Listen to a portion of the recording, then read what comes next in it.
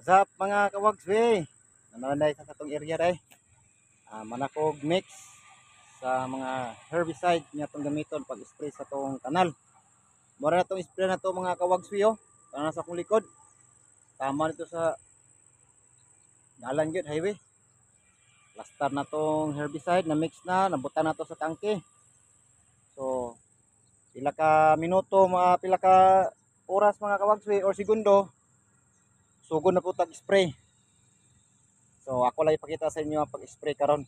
Magmas lang ko para po dili kay kuan ba chemicals makapenetrate pagayo, pero para sa ko aguro mga kawagswi, di lang guro ko mag-video mga kawagswi while ga-spray kay pastilan.